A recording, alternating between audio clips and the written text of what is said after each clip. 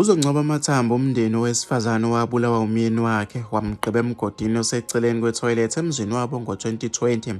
UNkosazana Nontobeko Madlomo Ntombela oneminyaka u-31 waseQabava Ventsuse kusolakala ukuthi waxabana nomyeni wakhe uMnumzane Khetha Ntombela oneminyaka u-36.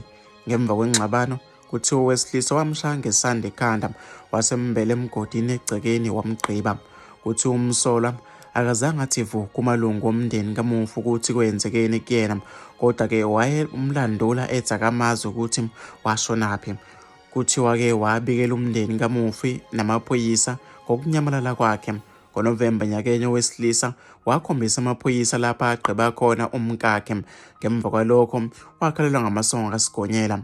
Ngaphambi kokuba-ke abakhombise waqala-ke ngokubantuntisa ebakhombisa-ke izindawo ezehlukene.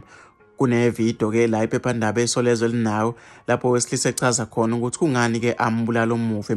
Kukhona ozwakala-ke ekhala ngokuthi umkakhe wayesemshiyile sebuyele kubo. UMnumzane Bheki wakhe Dlomo ongumfabo omdala kamufi uqinisekisile ukuthi umufi uzofihlwa ngesonto kubo kamaphumulo. Uthe imiphumela yolibofuzo isiphumile, yingakho-ke sebethatha isinqumo sokuthi bamfihle.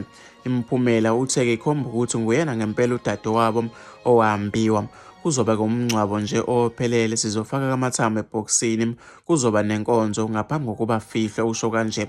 Ugcizelela ukuthi-ke kuzobathoba amanxeba njengomndeni njengoba-ke sebazi ukuthi ithambo labo likuphi. Khona-ke khona-ke kuhle ukuthi sesiyazi ukuthi ilungu lethu-ke lashona.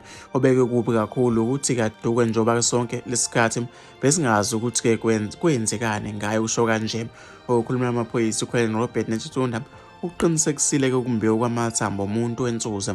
Umsolwa kuyimanje ugqigqa enkantolo ngecala lokubulala.